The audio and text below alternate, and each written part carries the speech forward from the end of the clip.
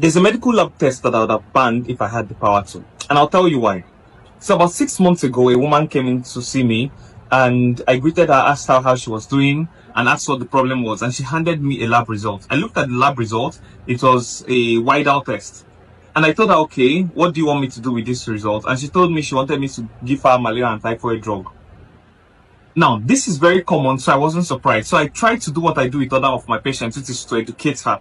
So I told her, ma, this Widal test is not an accurate diagnostic test for typhoid.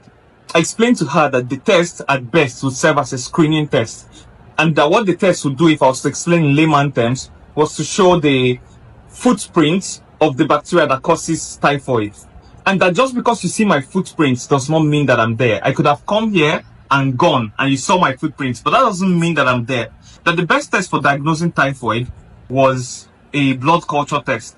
I even told her that most of the patients who had come to me that thought they had typhoid based on the Widal test, that when I asked them to do a blood culture, the blood culture did not see typhoid. This woman had already made up her mind. So she told me, doctor, please just give me the antibiotics, please. So I asked her, ma, what is the problem you're having now? She told me she's having a headache. I said, is there any other thing? She said she's having a little joint pain. I then told her that these are not specific for typhoid. Your headache could have been caused by a lot of things. It could be dehydration, it could be stress, it could be many other things. Their response saying this is how her own typhoid used to do her, that she has been treating typhoid every month, and that the doctor who usually used to treat her is the one that asked her to go and do this Widal test. And she wanted to see him, but his shop was closed.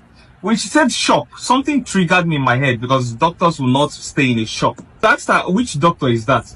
And she brought out her phone and showed me his picture. It turned out that this person was a chemist and not a doctor.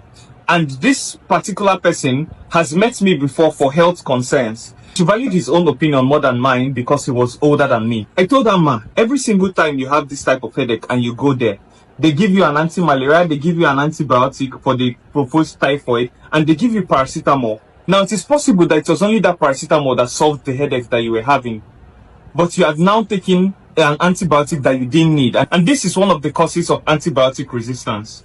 And I told her I was not going to prescribe any antibiotics, that if she really wanted to know if she had typhoid, we'll do a blood culture.